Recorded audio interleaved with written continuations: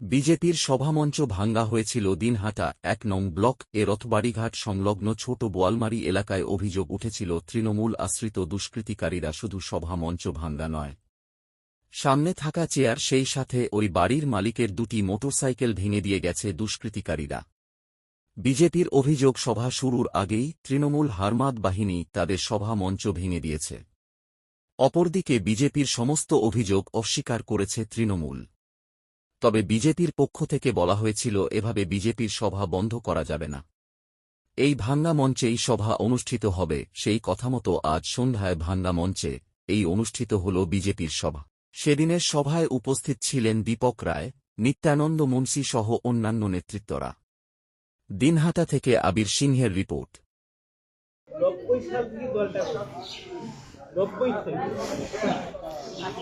দেখুন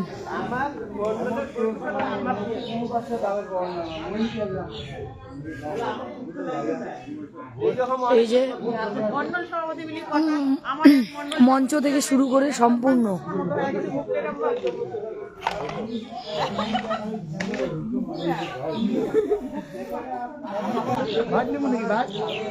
না, আগে বলি দেখুক লোকে। হ্যাঁ হ্যাঁ দিও দিও। দেখেন মঞ্চের কি অবস্থা।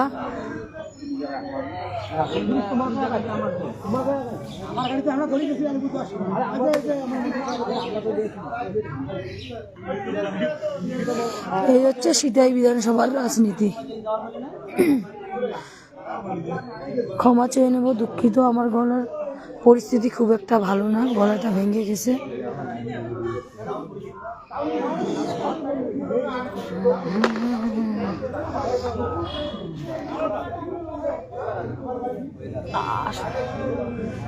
আসো দাঁড়াও, বলবা বলবা বলে আসো, বলো ওখানে দাঁড়াও। না না বলার দরকার নেই। আরে বলো শুধু।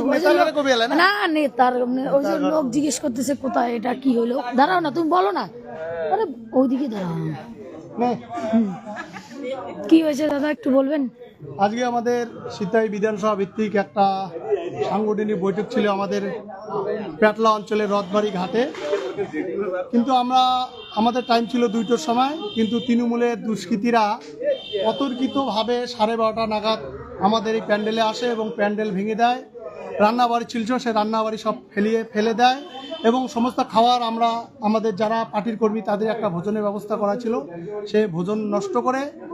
আমরা ইতিমধ্যে খবর পেয়েছি যে আমাদের ভারতীয় জনতা পার্টি সিতাই বিধানসভায় আগামী দিনে জিততে চলছে।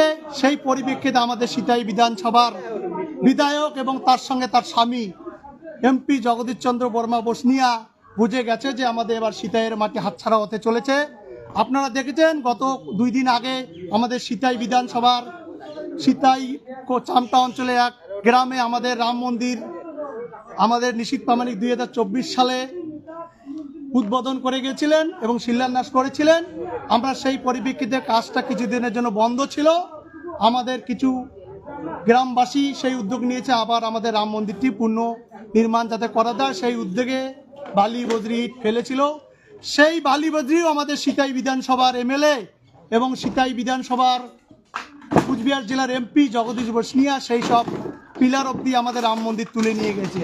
তারপরে আমাদের আজকে সিতাই বিধানসভার একটা প্রোগ্রাম ছিল, তাদের ভয় ধরে গেছে যে বিজেপি তো বসে নেই, সেই জন্য আজকে আমাদের প্রোগ্রাম যাতে ক্যান্সেল করা যায়।